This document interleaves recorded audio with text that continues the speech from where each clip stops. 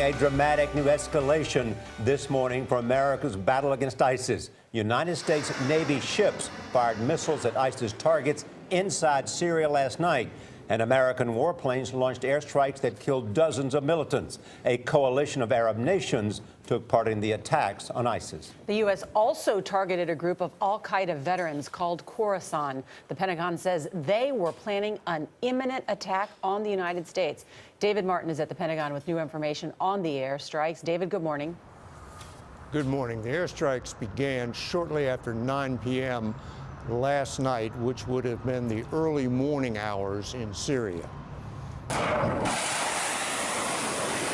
The opening wave of strikes took about an hour to complete, followed by a second wave of attacks by aircraft from Arab nations.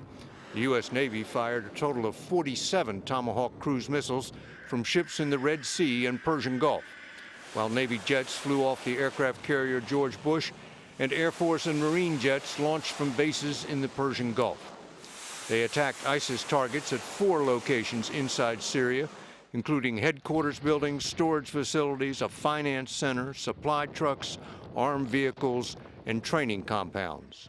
The American strikes were followed by jets from Arab nations, Bahrain, Jordan, Saudi Arabia, the United Arab Emirates, and Qatar. There were a total of 14 strikes, and all aircraft returned safely.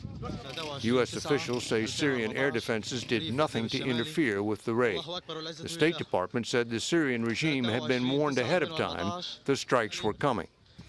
In addition, the U.S. continued to fly strikes against ISIS targets inside Iraq, bringing to a total of 194 the number of strikes flown in that country.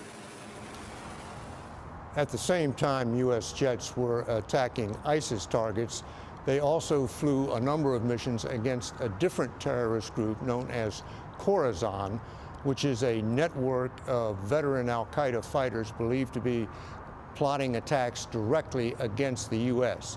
American aircraft flew a total of 8 strikes against the Khorasan sanctuary in Syria in an attempt to disrupt their bomb-making operations.